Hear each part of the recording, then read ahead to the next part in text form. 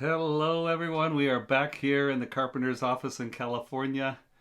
It's been a little while. Sorry about that, but I was going through a lot of stuff. Haven't spoken to you in these videos since before Christmas, and we had a whole bunch of people come from Mexico, about half of our family, and toured all around California. Saw San Francisco, Monterey, Yosemite, Lake Tahoe, up to the snow, old Sacramento. Went to a lot of fun places, and immediately after that, we all in this house, after they left, we all got sick. So this respiratory virus that's going around is no picnic, and so I'm feeling better now, and I'm with you, and praise God, I'm happy and alive. So another apology. I know you guys have been asking me about creosote boots and to do an update on my Kreosote Nailshanks. And so here I am. And I have so many boots that I think I've had these, gee whiz, about 2.5 years.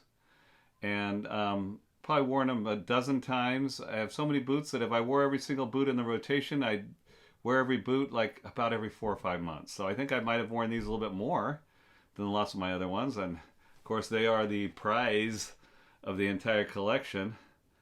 The Kreosote Nailshank. Look at that toe. Look at that toe. And so I wanted to talk to you about that. And I've been getting questions, and I am in with some of you guys about this. And I've been telling you, yeah, I'll do it eventually. So here I am. And they fit great. They fit like a glove. Gabbard is an amazing craftsman. We know that. And one of the questions was about the leather, and if you go on the Kreosote site, what is the Nailshank 1? What is the Nailshank 2? So these are the Nailshank 1. These are boot number 15 out of 25. It was limited edition. And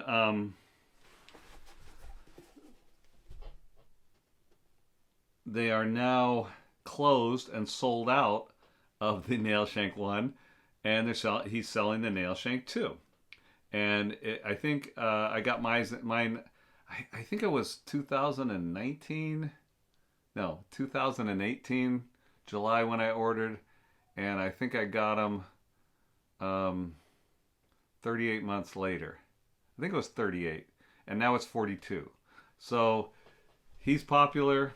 One guy doing it all, and he's an artist. So you can't rush artists. I live with an artist, and they got to have inspiration. It's got to give me inspiration to come talk to you. And I'm a wordsmith, but I'm not this kind of artist. So with me, I'm just sitting down, setting up this table, the light, and then the phone and talking to you. It's a little bit easier than what these other people, my wife who builds furniture and paints, and Gabbard, who actually is making something to your foot. You know, you want to call it MTO Bespoke. There's a lot of definitions on those words. And acronyms, but they are made to your foot, and these fit my foot perfectly.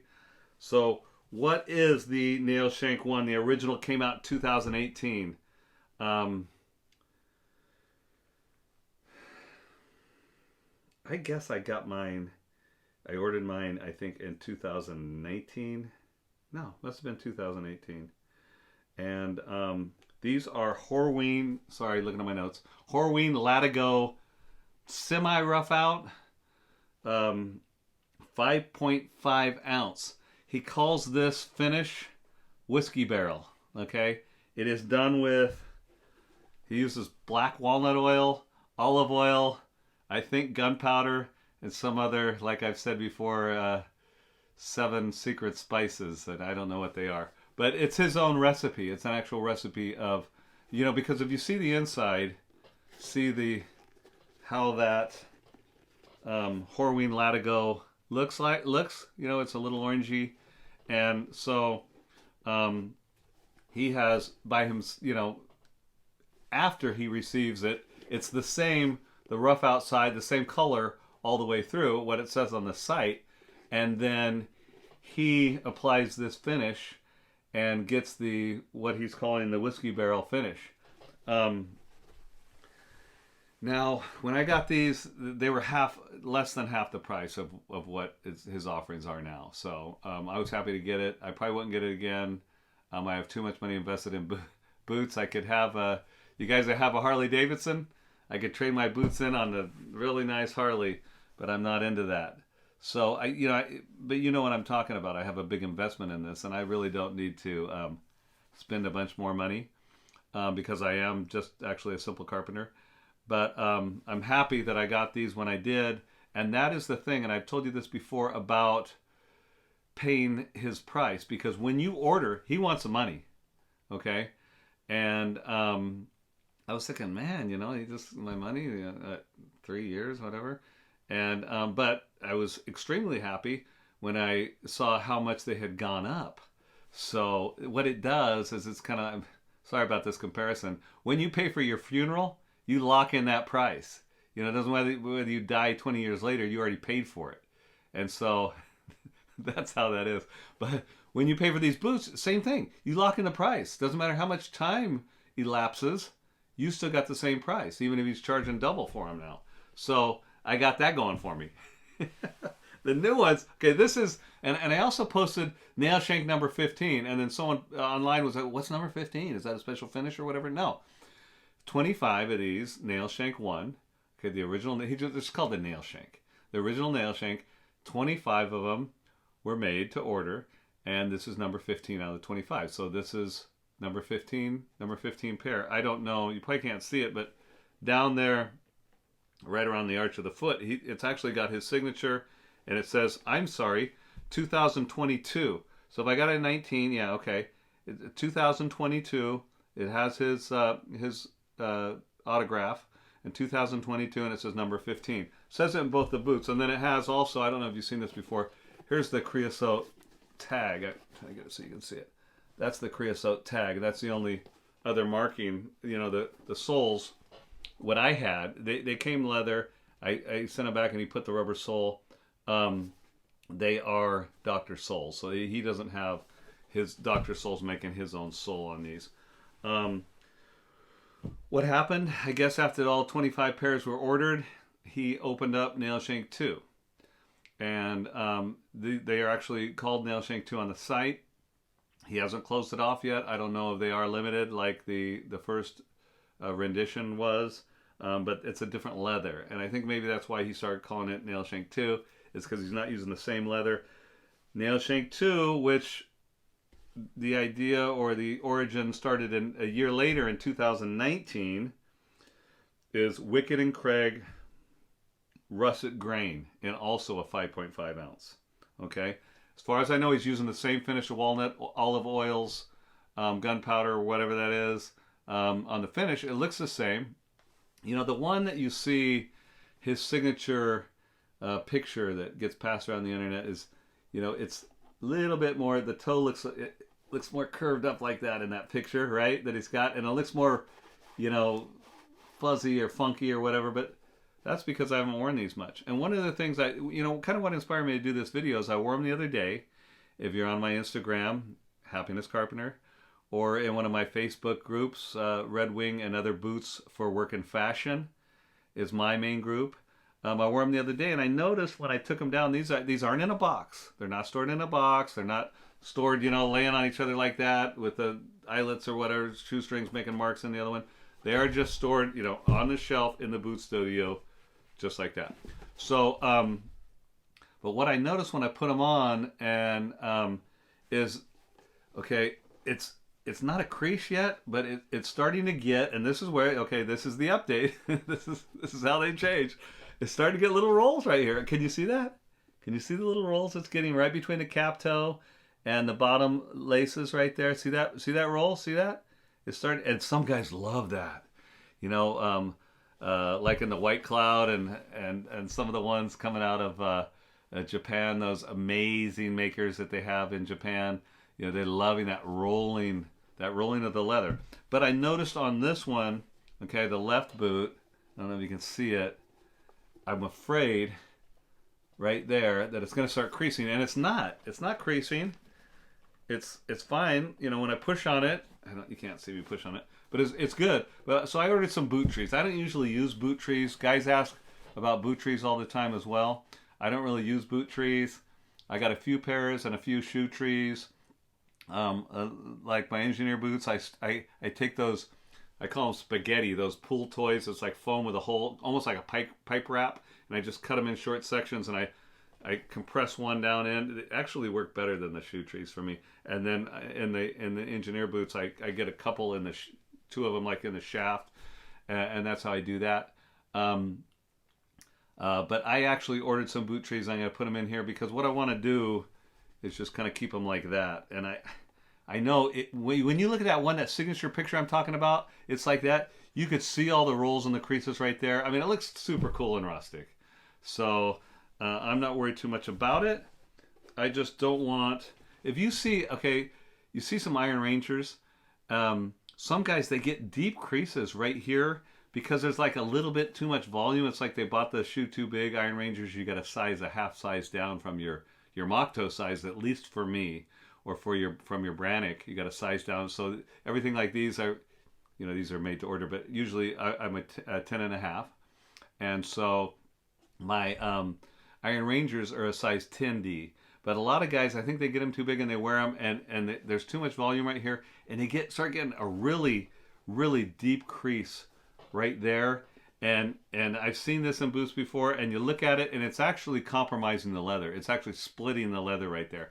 And so, although I have the rolls, and right here, and the rolls are beautiful, I don't want it to turn into that kind of crease. So I'm going to get boot trees in there before I just ordered them before I put them back on the shelf. They are expensive, boot trees. The best ones that I think are called a company called Woodlore. Woodlore, but I think they're still like $50 a pair. I mean, that's almost like, for a cheaper boot, that's half a pair of boots. But for something of this kind of investment, yeah, $50 is nothing to preserve that. So I ordered some boot trees. I'm going to put them in there. I'm going to get them back on the shelf. They're starting to get a little, I don't know if you can see it here, but it's starting to get, like, when I scuff them, it's getting a little orangey. I'm going to get it nice and close for you there. See that? How it's starting to get a little bit of that orangey patina? Like it's, that beeswax, or I don't know, whatever he finishes it with, it's starting to fuzz up a little bit. And I really like that. There's your good examination of them. See, they're starting to get some folds and some rolls. And this is after about a dozen wears. See the rolls starting. See, that's what I'm talking about right there. You can see that shot right there. See that? Okay, that is not any kind of weird crease, but I just want to flatten it out a little bit with those boot trees when I store them, so it doesn't become weird. Actually, it's a really cool look right now. This one has some much gentler kind of rolls happening right there, if you can and get it in. See that? And so that's what's happening. You see it's kind of getting a little bit fuzzed up from that whiskey barrel because it's that orange. That orange is underneath there. Even the rough outside has that orange, what is it called? Horen Latigo rough out. So that's the cool patina that's going to happen, I'm sure, is I think you can see it so much better just on the, must have been rubbing the inside of my left boot right up here. See that? That's what's going to happen on them.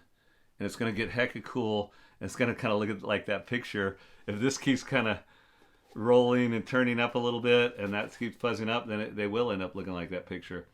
Like I said, I had the doc. I sent him back to him, and he put I wore him in the rain the other day. But can you see in the middle, the leather in the middle of the half sole, there's kind of like a cross hatching in there? He had, the whole sole was like that. The whole, not the heel, but the whole sole was leather, and I guess that's like a little hand tool on there. But I'm not a leather guy. I know some of my friends, like Dale from Dale's Leatherworks, he's a real leather guy. By the way, if you ever see any kilties that I am using, they're from Dale's Leatherworks. I'm not using them in here because I want to keep the aesthetic of what Gabbard has right here. But I'm not a leather sole guy, so I had him put the Dr. Soles on there, and I'm very happy. One more thing I want to talk about the nail shanks is the nail shank. for me, it maybe something I didn't notice it at first when I ordered, and until I really got them and I really noticed it. And so I want to bring it to your attention. There is 1, 2, 3, 4, 5, 6, 7, 8, 9, 10, 11. They look like they're antique brass eyelets on there. Okay, and it's kind of a pain. I mean, it is something to take them on and off. And so I thought about putting speed hooks, change them. No way would I change them out, because this guy is modeling his boots off of pictures of his grandfather in like the 1930s and stuff. So I mean, that's why that look. Everybody loves that look, that aesthetic, and it's just so. See that curve right there? Everybody just loves that aesthetic and that look because it looks so old school. And this toe profile, I think somebody, Gabbard was posting, somebody has copied that toe. But see, it's kind of flat on top. It's just, that's what got me at first, man. I'm a cap toe, funky toe, bulky toe type of collector. And so that toe, that profile is what, let me put the paper behind it. Maybe that, does that show you that a little bit better? See that, how that toe is? And see the roll starting just past the cap? That's what got me. So I would not change it. The way these eyelets are super close too, but they're hecka cool. I mean, it looks really heritage, old school, authentic. I love it. I think that's what I wanted to tell you about these today. Oh, yeah, the laces. I got a compliment from somebody the other day when I was wearing them about the laces. Those are great. Those laces are really cool. Yeah, you don't see what's on my feet, you know, the shoes, but okay, that's fine. I'll take the laces compliment. See, he hand cut the laces himself, and they're in there. And see how you know when you alternate them like that, they look really cool because they are the same leather. It looks like that orange that's on the inside of the boot is also the laces, and then alternates as you go up through all those eyelets. And when I got them all the way laced up, they're hecka cool, man. Okay, thanks for joining. Thanks for watching. Wherever you are, whatever you're doing, hope you're having a happy day. I hope you feel loved. I hope you feel joy in your heart. You know, again, I was just talking about this, I don't know, minutes ago before I started this video, talking about my children and all the children that I've raised and the young people that I've helped through to adulthood. And, you know, I don't care what you've achieved. I don't care if you're rich. I don't care if you got fancy cars, big house, property, the best job, power, influence, whatever.